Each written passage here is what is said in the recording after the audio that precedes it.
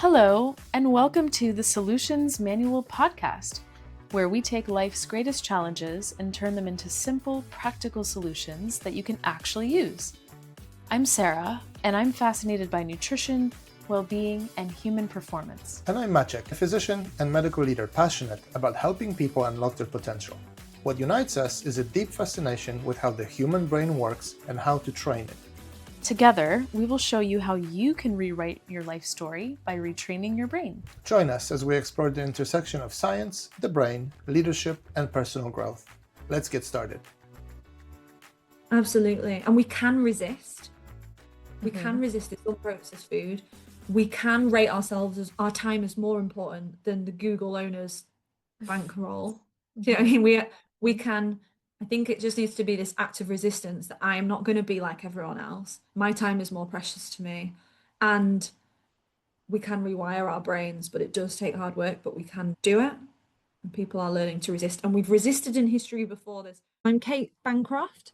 I'm a research fellow at the University of Oxford, specialising in population ageing. And before being in academia, I was a secondary school physical education teacher for 7 years in a range of different settings, from nice affluent settings in a city in Leeds to very inner city, poverty-stricken settings in cities like Bradford, which have some of the poorest families in Europe. I also taught PE in a special needs school for children with social, emotional, mental health needs, including a school that was a prison school for a young offending institute. So I've kind of covered lots of different age groups. And whilst I'm not a specialist particularly yet in gerontology, which is the older ages, I have spent a year researching in the field. But my specialty really is in life transitions, so the transitions between different phases of your life. So for my own doctorate, I looked at someone's lifespan in lots of detail. So their early years, how they developed into primary, how they developed into secondary school age. So I know you have different age groups, but basically from like 0 to 10, and then ages 10 to 20, then how that young person felt transitioning into university and then a professional job. So I'm looking at how we can kind of keep certain behavior habits that we might have throughout our childhood that help enable us to be more resilient and things.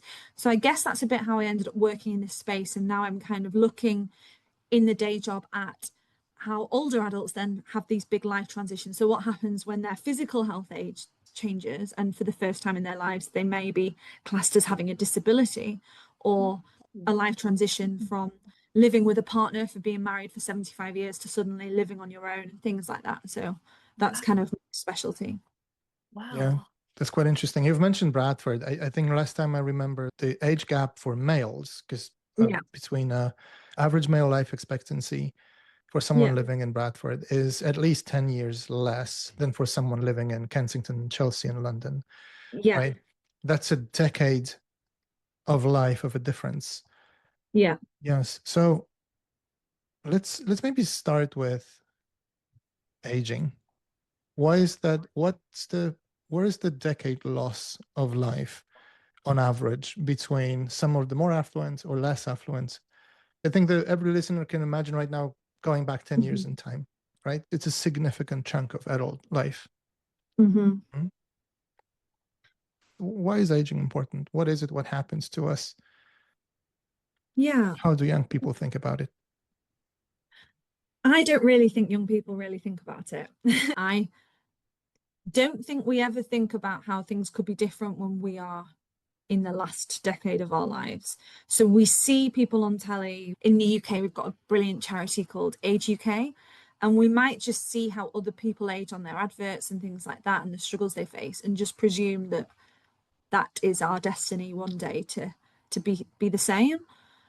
And I think it's become quite trendy in recent years. You know, there's really big YouTubers like Chris Willis and Huberman who are getting billions of views on YouTube for talking about these decades where you can change almost how you are going to be in your latter years of your life by paying the tax now, you know, doing the things that are going to mean that you have a stronger, healthier body towards the end of your life as a result of the work that you do in your 30s, 40s, 50s. And for every argument in how to age well, there's an argument to do it completely differently. So there's so much different research. So I don't feel like I know particularly one way to age well. I think for me personally, I do listen to a lot of that research, and I try as much as I can to eat less amount of processed food as possible, to try and eat my food within a 7-hour window every day and give my body like time to rest. I love running, and I've ran my whole adult life. But recently I've read a lot of work from a doctor called Dr. Robert Kiltz. He works in New York. He's actually a fertility doctor, but he specializes in the keto diet and things. And he is saying how he really focuses on sprinting and saying that it's actually like I'm not saying I agree with this because I would love a body like a long distance runner, but he was like, in your older age, you're not going to necessarily want to run half an hour or an hour and be super lean, but you are going to want to have the muscle tone to be able to push yourself out of bed independently, to be able to walk down the stairs, to be able to cope if you fall, because there's such high risks of early death if an older adult falls, and things like that, to avoid stability. So for building up those things in these really important decades is what I see a lot coming out in the literature at the moment. Right. Yes. And Kate, I want to clarify to the listeners, there are two important concepts here. The first one is, we talked about this longevity gap, people living in more deprived areas, 10 years less on average than people in more privileged areas. But we also know that there's another parameter, which is the kind of the end of life, or the last the quality of your last 2 decades, right? Exactly. Whether you are able to get out of bed, whether you are able to function independently, go on a trip, put the luggage in the overhead compartments. That difference is even larger between the more privileged and the more deprived areas in the country, right? So the interventions that you're mentioning, they make a difference. They don't just allow you to live longer. They can also make a significant difference to the last, to another 15 years of your life, right? So almost quarter of your life might depend on how well you set yourself up for getting older. Absolutely. We know also that, just in talking about social class and the issues that you just raised, we do know that it is fundamentally a social class issue to even have the time to go to the gym. We know people, of particular working class, that they may often be in more hourly paid jobs where every hour might be £15 less for the food shop. If you want to take an hour out to do go play I don't know, sport or golf or anything like that, it's a privilege issue to have that much free time in your schedule because you don't need to work as much as possible. So that's another thing that can really affect it, is your availability. We know in Oxford we've got exactly the same problem, where neighbouring postcodes there will be a 10-year difference in longevity, and a big contributing factor to that is that people of more middle class, and upwards, have more time for doing sort of those sorts of interventions that we know other social classes might not have. And that's why we know there is a real issue with this. It's that freedom of time, not just money, as well. You've also presented this recently, that young people just don't think about aging in the same way. So at what point, how do you educate?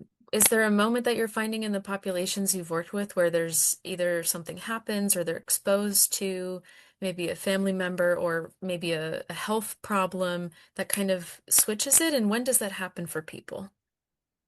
Well, in my last year since I've been here, I've only been working with older adults, aged like 65 plus. So I haven't worked with any young people for a really long time. So I'm afraid I don't know the answer to that, I'm afraid. But I do think people are seeing a lot more on social media about these topics and things, and maybe it's being brought into their consciousness a little bit earlier than perhaps the amount of information that perhaps us three had when we were in our teenage years or growing up. And I also think a big problem that we're trying to focus on in our institute here in Oxford is looking at the problem of population aging too, that For me, my own personal motivation is the fact that in England, I don't know what things are like in the States particularly, but in England, we have a health and social care crisis at the moment, in that the NHS here is completely overflooded. We don't have enough carers. No one wants to do the caring jobs because they're very low paid. And if you think that problem is a problem at the minute, and then we've got population aging where people are living much longer as well because of technology and things helping us have much more rested bodies every single day compared to how things were before the Industrial Revolution, then the prospect of, for me, my own motivation is knowing that there's a problem. Academics here in Oxford have said, is there even going to be any health and social care government provided in 20, 30 years' time? Because if there's already a problem at the minute, and now we've got a boomer generation coming through, how is it going to get solved when we have got about to have like 3 times the amount of people aged 65 plus with the same level of lack of carers in the country? So for me, my own personal motivation a little bit is thinking about, I want to be able to look after myself, because who else is going to be there to look after me? I don't want an AI robot in my house, wiping my bottom or whatever it's going to be. I want to be as independent as possible.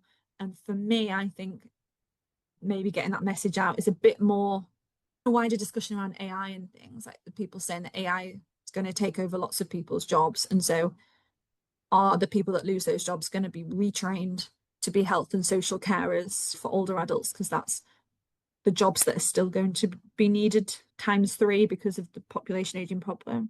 So for me, my own motivation is not wanting to be a burden to any family members that are alive by taking this very seriously now.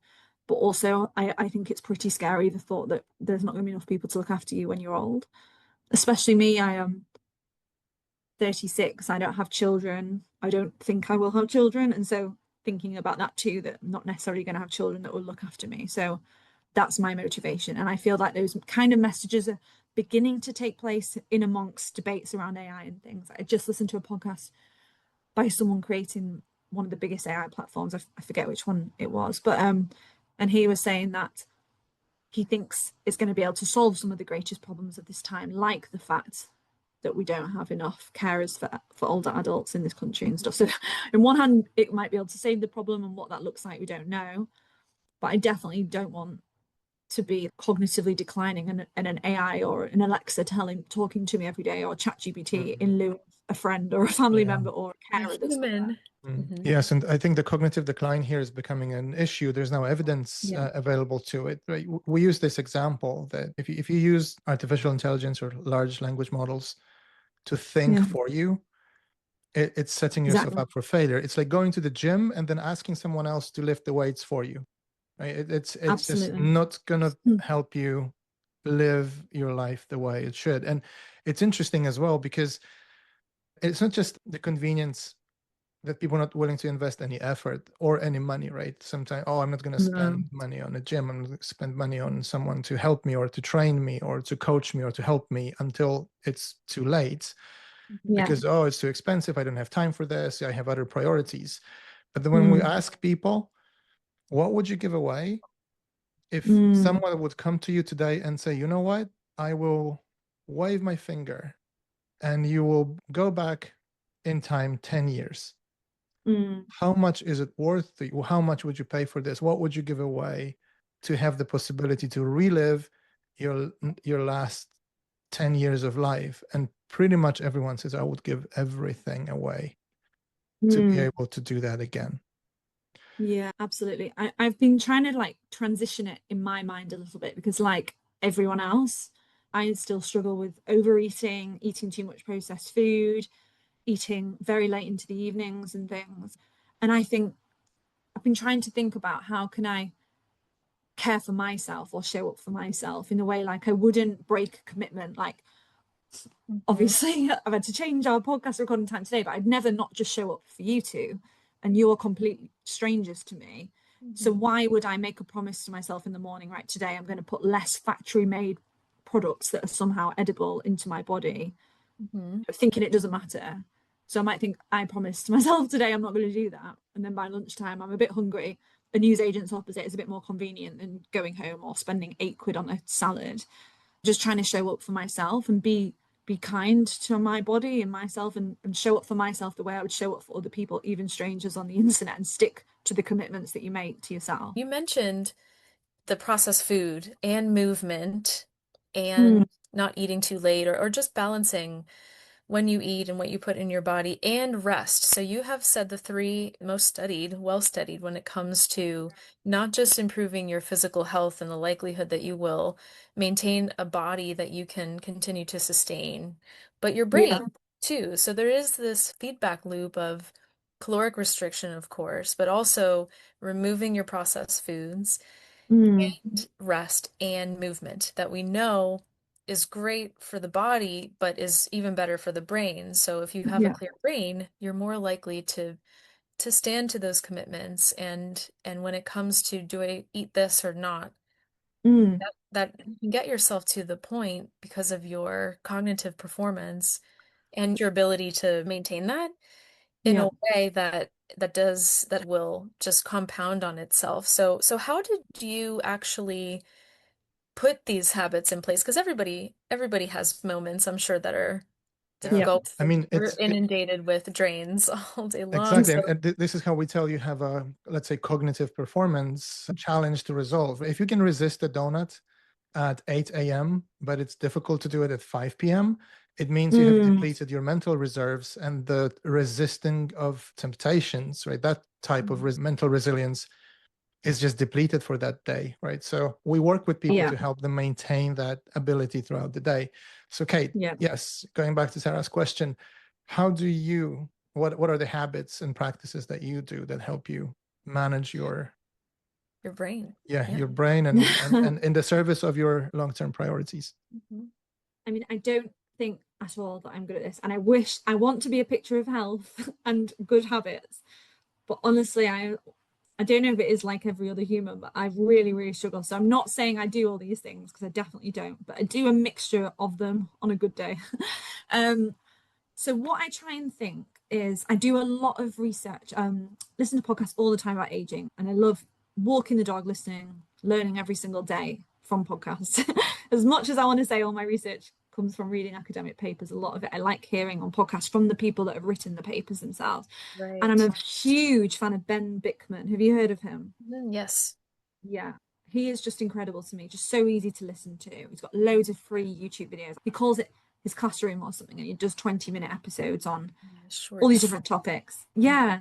And Mhm. he's not a perfect, when we talk about keto and not eating processed food and not having anything that spikes your insulin and things, what I like about him as well is he doesn't say he's perfect at all, and he does like keto. So he said he can survive the morning when he's rushing around with kids, kind of either skipping breakfast or having a very low carb breakfast, because people aren't really often noticing what each other are eating for breakfast in busy family households. And then he will do the same for lunch. So colleagues at work aren't often looking at what each other's eating, are they? And then at dinner, he will just have I think he said, a relatively normal dinner with his family, because that's very important to him. So for me, if I decide just to fast or to eat completely different to the people that I'm sat with in the Mhm. evening, in my family, in my personal life, or whatever, I think I feel really different, and it's very hard to commit to that because of that lack of social bonding. But if I can achieve 2 out of 3 meals in the day where I've done that, Mhm. then that's so much better than another day where you might do it 3 times with carb heavy or processed heavy foods, and you're spiking your insulin all day long, up, down, up, down, up, down. Whereas if you just try and block it into the evening, especially if you can eat foods that are high in protein, low in carbs and things, then your blood sugar levels stay low, and that does imitate a fasting state on the body. So you still get all the perks of fasting, even if not, maybe not all the perks, because you're still obviously in a lot of calories, but you're getting the perks of not having your insulin spiked, which is obviously telling your body to store fat all day. So I try and think, right, I can't do that extreme version of all day every day fasting or low carb eating. Like, I love a pizza, a date night, whatever, around food and things, but I can aim for a lot better, which is that. So I would say trying to not stick to the habits and tricks that we know we should do but are very hard, like all or nothing. I think trying to have a bit of nuance around it. I might not be able to do that, but I can do the best I can. And often if I've got past lunch, you're already 2/3 of the way through the day. You think, oh, I can keep going, and you can begin looking forward to dinner. So you're not denying those things, you're just delaying it. So try and think things like that. I think having an animal is great for your health as well. I've got a Labrador, and just she makes me go out in the mornings and get sunlight, daylight. Yeah, movement. Movement, yeah, trying to living like our ancestors did, having to go out, and obviously we're not having to go out and get food anymore from like killing deer, but living in that way where we'd get up and see sunlight straight away and things. I'll still listen to a podcast because going for a dog walk with no audio stimulation is still pretty like boring to me, but just trying to find your way around these habits and things without trying to do the perfect version where you listen only to the birds tweeting, those sorts of things. Yeah, personalizing it to yourself, knowing what will be the least resistance, and that will still help you do it, show up and do it again the next day without punishing yourself for reaching some arbitrary or fake version of that it's all over things like social media and other podcasts and Yeah, what you should or shouldn't do, and do the thing yeah, that makes you go out with the dog and then do yeah. it again. And yeah. Yeah, it's like that habit stacking principle. Have you heard of that from Atomic Yes. Habits? But yeah, Yes. so if I go home, I'm quite a keen runner, like I said, not huge distances or anything, like 6K or something when I go, like Mhm. 3, 4 miles. If I go home, then to go and motivate myself, then to get changed and go out in the evening is very hard. It's not quite a habit going to work, but if I'm physically in work and I'm already out the house, then it's a lot more easy to me just to put the gym equipment on in the toilet and do it while I'm going out, while I'm already out the house, and then travel home. So again, the habit, I guess, is turning up for work. Oh, I do that anyway, so I might as well add the running bit onto the work because I'm already Yeah. out the house. So I try and think of things like that. If you're Yeah. cooking a nice healthy dinner, cooking more than you need so you've got lunch the next day, so you've not got to think about starting scratch every day, just trying to get really simple things in. Yeah, Exactly. making it easy, making the things you want easy to achieve, right? Yes. Yeah. It's a very good technique that we recommend as well, together with temptation bundling. It's another tool that we Oh, what's use, that? or a habit substitution. So Yeah, temptation bundling it's an approach yeah, where we teach them to combine or reward themselves with what they really want, yeah, provided that they do the thing that needs to be done, or the habit that they want to develop first. yeah, So let's say there's a piece of chocolate tempting you, hidden somewhere in a kitchen cupboard. It's not about trying to rely on your will, which will again deplete as the time goes by. yeah, It's allowing yourself to treat yourself with this, provided that you first do a tiny little thing, a tiny little, smallest version of the habit that you want to build. So let's say you're trying to walk regularly. So you're going to, okay, you can yeah, have your chocolate, but please walk for 2 minutes first. That's it. Because, and then when you've done it and you think that's enough, you don't want to continue for another 28 from your 30 target, yeah, that's fine. And then you reward yourself for it. Because over yeah. time you learn to build an association between getting a reward for doing the things that you desire. So that's called temptation bundling. And another Love one is that. habit substitution, Mm, which is, so there's a certain structure to the habit. When it starts with a cue, there's then the response and then effect. So we're not trying to make dramatic changes in someone else's life. Let's say you want to cut down on caffeine in the morning. So when your alarm clock goes off, which is your cue, the first thing that you do is you go to the kitchen and pour yourself a cup of coffee, but you would really yeah, like to replace it with water, right? So then you can function through the day. So you don't stop drinking coffee and start drinking water. You mm-hmm. get yourself a coffee Mm. and water first. Love that. Yeah. Yes. So, and slowly You're over phasing out time, the habit. and you're Bad habit. starting to phase out and you start associating, so you just Yeah. replace one part of the habitual thing. Those are Yeah. just very basic ones, because we use much more sophisticated tools with people to rapidly build habits that they want. Yeah. But those three, when used together, they are very effective and can be very easily implemented in everyday life. That's amazing. I definitely need your help. That's so interesting hearing that. And that does fit in with what I was just saying about that nuanced area. If we try and be like the Gwyneth Paltrow overnight, Yeah. or I can't think of anyone else, just a perfect at all these things, it's just too much. We need to do it in increments and looking at that grey in between area. Like I can't do that, but what could the next best thing be? And I'll try and be, I think James Clear again, not an academic, but I love his books about being that 1% better every day. Like yeah, and it also reminds me about that habit stacking. Another thing that I find very helpful is laying out workout clothes the day before. So I remember reading that Obama wore the same suit every single day, or same color suit and shirt and tie every day, so that he didn't have to wake up and think about what he had to wear.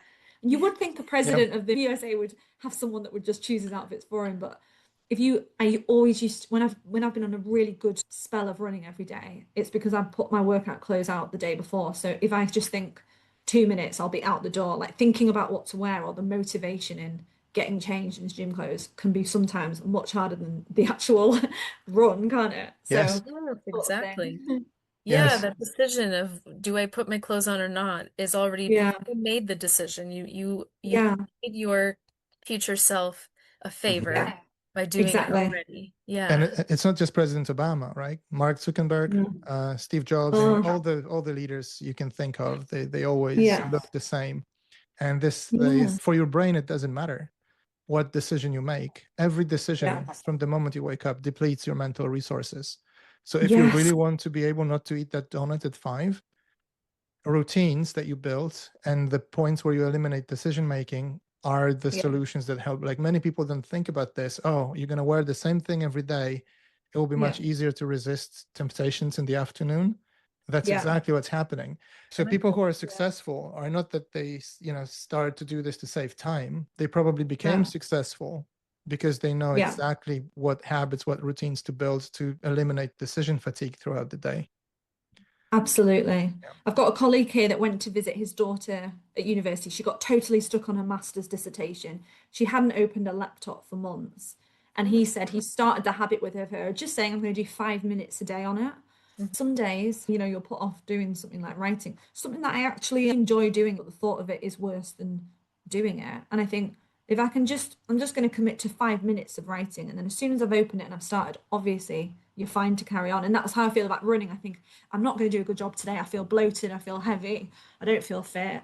I feel self-conscious. And I think, well, I'm going to do 1K and then I'll stay in my clothes all day if I'm home alone and I'll go out again later if I feel like it. And then generally, because I've done the 1K, I can manage 5K and then you're done for the day, aren't you? So I'm just thinking, Yeah. what's the small version of it that I can do? Right, right. And that's where a Exactly. lot of Mhm. people I think get stuck is the thinking, and you're always going to come up with a lot of good reasons why not. So when you do these things, run, Mm. you meet that objective, or you Hmm. eat a little less processed food, or the things that we're really focused on helping our brains function at their peak, Yeah. what kinds of things do you notice actually change for you in your life? Does your work performance change? Does the way you think change? What kinds of impacts does this have day to day? Because then those might compound. If we come back to the brain and how Yeah. to age in a healthy way, what is it actually like when you put these small things in place? I guess if I have a good streak, which might be like 5 days of doing it, I guess you just feel more present where you are. You can go to a wedding on the weekend and not feel self-conscious about maybe it's your weight because you've managed to lose a few pounds in the last fortnight or something, Mhm. or Mhm. feeling like you can enjoy the weekends more because you've actually hit that writing deadline that you were meant to write and you've submitted that work before your holiday. So you can go on your holiday and enjoy every moment instead of thinking what Yeah. should have been. Yeah, so I guess just being more present for the things that really matter, like spending time with my parents, my family, my partner, in a way where you're showing up as your best self and maybe also your least selfish self because you're not thinking about yourself, you're actually just being present and enjoying other people's company and not being as paranoid or worried about how you're living your life or what you've not done that week and feeling like a failure and knowing, like I said at the start, that you've shown up for yourself. You ever think back, there's a big phase at the minute, isn't there, in psychology about thinking back to your inner child or thinking back to Kate, little mini Kate. I think if I told her that I'd end up getting a job at Oxford, she'd be like, what? And I feel like now thinking about my future self, what would she be wanting of me in this moment? She'd be wanting me to like try and lift some baked bean cans and get started at home doing some resistance training or you Hmm. know, thinking you've got the power to be able to run today, go and do it, go, go, go. You've got all that time, to do it. You're in health. Like future self is probably thinking those things now. So trying to think what your Mm, future self is going to thank you for in this moment. exactly. Yeah. It's really powerful. And you're surrounded by a lot of older people now. So Yeah. how would you describe resilience in that population? Mhm. Well, I think that the older adults at the minute are the most resilient. I Mhm. do think we have everything Absolutely. provided to us on a plate. Yeah. Mhm. And Yeah. I'm very fortunate to have had grandparents that did amazing things in World War II. You just think, how on earth, and I can't even get myself out to do like 5K around a gorgeous park on a sunny day. You know, when you think about the freedoms that we have and who we have to thank that for. I think it really does help that our institute is very intergenerational. We have people aged 90 plus in the staff Mhm. here. I think we've got a 100-year-old that's just got a book deal and is winning big research grants. And it's just amazing. And I think Mhm. seeing people being that amazing and cognitively switched on because they've worked hard throughout their lives and pushed their brains continuously is very inspiring. Mhm. And I think that's amazing to see that. And this is the first time I've ever worked in a workforce that has got such intergenerational staff. And I didn't Yeah. at first I was like, it's gonna be a bit strange not working in a place like full of young people because that's what I'd been used to as a PE teacher. Generally, everyone's in their 20s and 30s, but it's just been the best thing to learn from them and to have colleagues that they're not in competition with you because they've been there and done that and they just want to help you and look out for you. And I just think that's amazing. And I think more workplaces need that. And someone came into a talk a few weeks ago saying there is this kind of worry about taking on older adults as employees. But they've done this big case study looking at Gen Z, who are far more likely to have way more sick days Oh, than yeah. people aged 60 Oh, yeah. plus. Yeah. And the Right. stereotypes are unreal, aren't they? Yeah. Well, not even millennials. It wasn't even like a Gen Z thing. It's just across any other demographic, like age group. Correct. It was Yeah. And we so see this with burnouts, right? I think the younger people burned out very early, sometimes after just few years of work, and 5 or 6 times, at least 5 or 6 times more than older generations yeah, after 30 or 40 years of work, which is interesting because our workplaces right now are far more comfortable than they used to be 20, 30, 40 yeah, years ago. So it's yeah. clearly not about work, Right. No, this problem. It's about resilience, as you have described, yeah, and this is probably why working with older generations sometimes feels refreshing, because they're yeah, resilient because of the hardships they faced. yeah, And one way we build resilience as well with people is putting them through uncomfortable things, because there is no yeah, other way. yeah. Yeah. Absolutely, absolutely. Should be motivational enough, shouldn't it, for us? Somehow it's still not enough. Maybe it is for you too, but you think it should be, but even then, knowing all these things, sometimes it's still hard to motivate yourself to do really hard things, isn't it? Hmm. Even Yes. It's not enough to know. Definitely need to do, like you said. You have to leave the house. yeah. It's not enough to think about leaving the house. No, exactly. Yeah. Absolutely. But Kate, there's a huge amount of things that you have mentioned already that you're doing well. Walking, for example, right? Learning while walking, Yeah. or reading, caring for animals, right? Which we know is Yeah. a great thing to do. Spending time Yeah. outdoors, planning or thinking about what your future self, right? What you do today, how it will, will it matter 5, 10 years from now, right? Those are, it seems trivial, but Yeah. most people don't do that, right? No. Yeah, yeah. So, with that in mind, from your experience working with older generations, what advice would you give to younger people? I would focus all my energy on not trying to be addicted to my phone. I think that's the biggest problem. So I'm part of a volunteer group here in Oxford and all about the dangers. What one professor that's in this group called Matthew Sadlier, who would be brilliant for you to interview, has come up with this term called digital dementia, which is when people much earlier on, I think you might even be teens, are showing similar signs to the brain activity that goes on in older adults who get dementia, much earlier on in life. So it's not dementia, it's just the same symptoms as Wow. dementia Hmm. because they can't communicate themselves after being on the phone. So I would say, again, for me, if you think how much time out of the day people are losing to being on their phones, the absolute massive onslaught of mental health issues that it brings, how Yeah, stagnant it can make, how many bad habits you can form, comparing yourself and things. For me, trying to have a bit of more distance. I don't think give up your phone, obviously, but trying to live without it for at least an hour or two a day, which seems impossible, doesn't it? It's just so bad for every area of your physical yeah. body, I think. And it's not just wasted time, and it's not just the physical body. We often forget that, your brain keeps processing information that you're putting it in. You're feeding your brain junk information that masquerades as a competent advice or an objective truth. And unfortunately, it's a poison in a way for your thoughts. Yeah. And we don't really think about this quite often. It's like, the same way you mentioned ultra processed foods, right? That you try to avoid them, not to feed them into your body. So social media feeds, that's like the ultra processed food for your brain. Like that's the worst. That's literally the worst thing that you can do. And that's forgetting about all the, the dopamine thing that you get released, the addiction forming, the anxiety forming properties of that behavior, the lack of actual connection with people, right? As you've nailed this, right?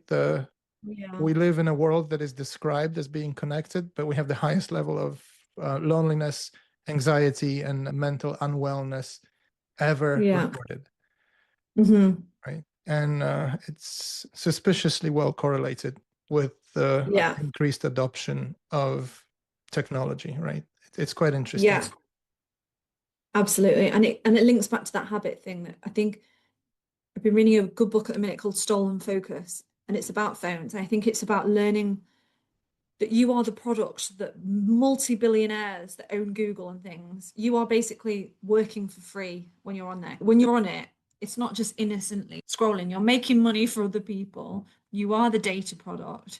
They are designing them in a way to keep you on them as long as possible so that they can ask for more sponsorship money by saying more people are on there. But we know from research that the habits that you form in your adolescent period are the ones you're most likely to carry on for the rest of your life. So if you can crack this early on, you're going to have a much healthier life than if you get an addiction in your early years.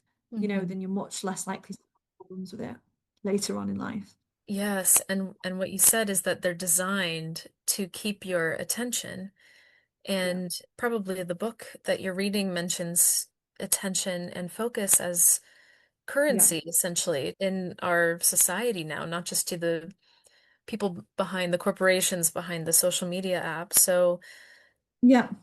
yeah, and I'm coming back to these simple things because it sounds like when you do these things and when others do them, you mentioned being more present. And another way maybe to say that is that I can be fully focused with the people around me and what's important. Yeah. And you can, and that has long-term impacts of that. It hits every aspect of healthy living and healthy aging because of that. So just to go back a little bit again, when you say maybe an hour or two away from your phone and try and separate yourself, which might feel very overwhelming for people, especially anyone who who's, has this appendage now. What advice would you give someone for how to start maybe stepping away if it's not quite hitting yet? Well, there is an app. I'm just going to try and find it that I use. And basically you can put a timer on the app, like an hour or 20 minutes. It's called Forest app. And basically, whenever you stay focused, you plant a tree, basically. I don't think it's obviously not a real tree as well, but and basically if you leave the app at all, like if you go on any other screen, it cancels it and it becomes a slightly addictive. It's got nearly 1 million downloads and the average rating is like nearly 5 star for it. So as soon as you basically, so it's meant to help you put down your phone, focus more about what's important. So whenever you want to stay focused, you basically plant a tree on the app and then you put 1 hour and it works like a timer. And like I said, if you leave the app halfway, it causes the forest to die. And it's a bit gamified, which is pretty ironic with what we're talking about. Yes, That if you open the app, you end up with all these Yes, dead it is. trees. You end up with all, I'm just saying this is like a bridging link. Obviously, this is not the end goal. But you then get like a dead tree in your forest. It's also linked. I think you can plant real trees at the end, like via, if you make it, you can make a donation and plant trees at the end. And then you get to grow your own forest. And it's really, really weirdly addictive in a way that it forces you to think, no, I don't want to do that because I don't want to. I'm sure there's lots of other equivalent ways around it, but this was so helpful for me when I did my PhD. So just think it's a reminder because you open your phone up and you see that you're on that and you're like, oh no, I can do 20 more minutes or something. So I would say start small, like what we said with the running. And the same with reading. I'll try and think I'm going to read 5 pages every day. I read loads. This is a habit I have cracked. But I set mini targets for myself, like 5 pages of reading. I'll always read more. So maybe you think for 15 minutes, I'm going to lock this phone in a room Yeah. and I'm going to do something just for me. Yeah. I always think as well, I know this is really sad and depressing, but you know how some life-changing events just change the way of thinking about things. And I lost a Labrador aged 2 years old from cancer, completely out of the blue. I thought she had a leg injury. It turned out she had cancer in the spine and she had to be put down. I never got to say goodbye to her. And it really haunted me for ages. What did I do that last week of her life that I didn't know that it was going to be the last week of her? What would I have done if I'd known? And I know everyone thinks that, don't they? Like, if you knew you were down to the last 7 days of seeing a best friend that was going to die, you'd obviously do things differently, but you just never know what's around the corner, do you? I try and think, be as present as I can to people Mm. and Because the think, truth is, you never know when you are doing something for the last time yeah, in your life. exactly. You never Yeah, know, is this your last ice cream? Is this your last meal in a restaurant? Is this your last visit to your parents, right? Is this the last time you're yeah, playing with a dog? Like, you never know when the last one is. Never. no, And people take, well, I do as well, things for granted. yeah, And it's sometimes it's a little bit more complex than that. And the presence, like, absolutely. so I have 3 children, and Yeah, I don't have any notifications on my phone. My phone does yeah, not make a noise and does not display anything yeah, on my screen apart from the messages from my closest family. Nothing else. yeah. But trying to encourage my children to do the same, it's impossible. They just No. cannot. How can it be that your phone doesn't ping every time somebody tries to get your attention? I said, well, my attention is valuable. Yeah, That's the most valuable thing I have, because the yeah, quality of my life depends on where I direct my attention to the yeah, things that matter to me, to the priorities that matter to me, to things that are important in my life. And when someone is constantly trying to drag you away from this, how are you going to get yeah, anywhere? How are you going to get resilient? How are you going to succeed? How are you going to, do the things that will allow you to be independent when you get yeah, older? Like, I really don't understand that. But it's a significant yeah. challenge today. Yeah. It absolutely is. One guiding principle that I've had for like the last 20 years of my life is a phrase that is when you say yes to something, you are also saying no to something else, and you need to think whether the no is worth it. And so I always think if someone invites me to do something on the weekend that I don't really want to do, I know if I say yes to it, I'm saying no to a peaceful week because I know I'll dread this event all week. Whether that means like driving to see someone for 5 hours, do you know what I mean? I know all week I'm like, oh, I've got that awful long drive coming up. It'll ruin my Friday night. It'll ruin my Saturday because I know it's coming up on the Sunday. So I just think no because I don't want to lose peacefulness for 5 days. And if you think a comparison on your phone, if you say yes to being on your phone, to flicking through this endless reel on Instagram or TikTok, you're saying yes to strangers on the internet who make loads of money from your viewing, the apps, the billionaire owners of the apps that make loads of money. You're saying yes to all that. Yeah, I'm happy to just be a free product to them. My time will be given to them for free and they can make loads of money on a yacht in Santorini, but you're saying no to enjoying a whole football match, watching it with your dad. I hope my dad might listen to this because he's just retired, so I'm going to send it to him. I'm saying no to, being Good. present and seeing every shot that doesn't get in, and we're gasping out loud and we're laughing and we're crying, and if something goes wrong for our favorite teams, or yeah, or I'm playing card games with my boyfriend who makes me laugh so much. If we decide to just doom scroll together, we're saying no, it doesn't matter actually about talking or looking to each other or doing something that's just Mm. for us. So you Yeah. have to think all the time about the trade-off. What am I saying no to? And is what I'm Mm. saying no to what I'm saying yes to? And trying to see it like that. Yeah. Well, a line that I always say is that the price Mm, that you pay for virtually everything or anything is the yeah, amount of life that you are willing to exchange for it. yeah, that's so true. And I sometimes wonder, what is it that people are, that the life that they're exchanging for on social media, what is it for? Yeah, that's so true. Certainly not for us. Mm-hmm. Mm-hmm. And it is such a powerful way to think about what we were saying earlier about those little habits. If I say yes to a bit of chocolate every time I'm hungry, what am I trading that for? well, if I choose to have unprocessed food, a lot less likely to get overweight, a lot less likely to have comorbidity in my older years because I'm overweight, diabetic, horrendous skin, horrendous mood swings, sleepy all the time from the spikes of insulin, those sorts of things. Like what am I saying? Like thinking about that big picture that we said. Yeah, and the domino, So, right? The domino effect of just something really small that you can yeah, do today. It has a massive impact, right? absolutely. And we can resist. We can Hmm. resist this unprocessed food. We can rate ourselves as our time as more important than the Google owner's bankroll. Do you know what I Hmm. mean? We can, I think it just needs to be this act of resistance that I am not going to be like everyone else. My time is more precious to me. And we can rewire our brains, but it does take hard work, but we can do it. And people are learning to resist. And we've resisted in history before. There's huge things like smoking in pubs. I don't know if it's illegal in America to smoke inside now in restaurants and stuff. I presume it So, is. I think so. Yeah, but for a long time, everyone did it, and it was Yeah. completely not.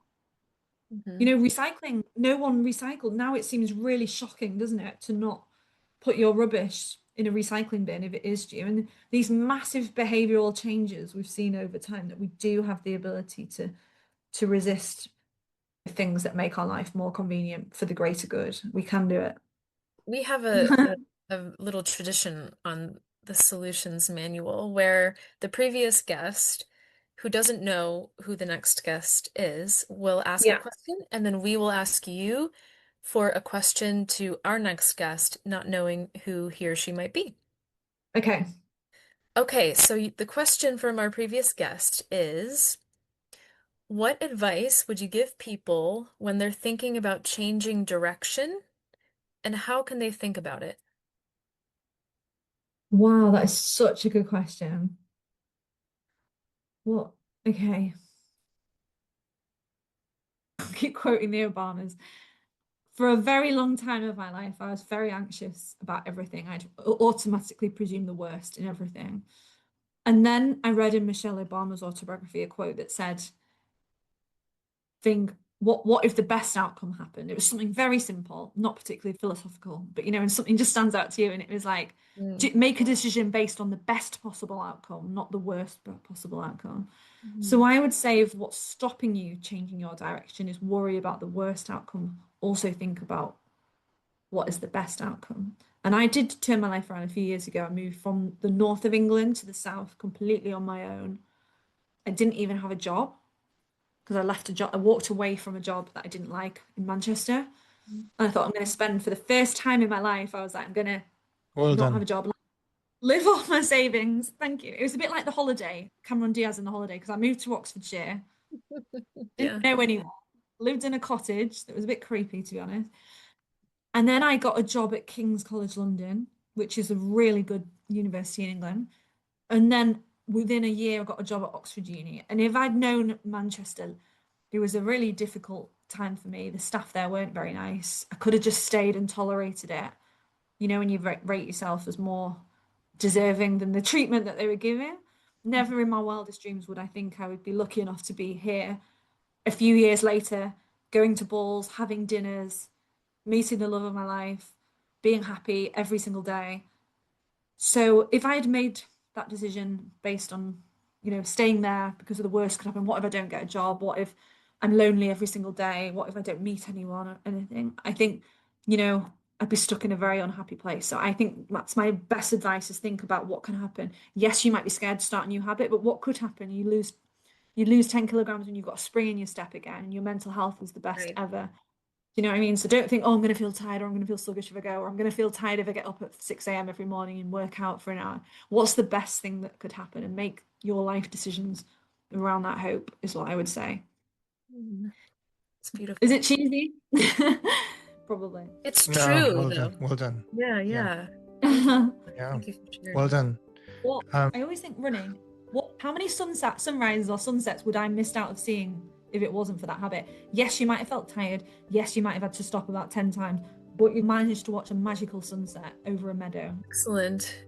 Kate, thank you so much. This is packed full of really helpful advice and realness that I think is really valuable. So thank you for your time. Thank you so much. Oh. It's a real pleasure.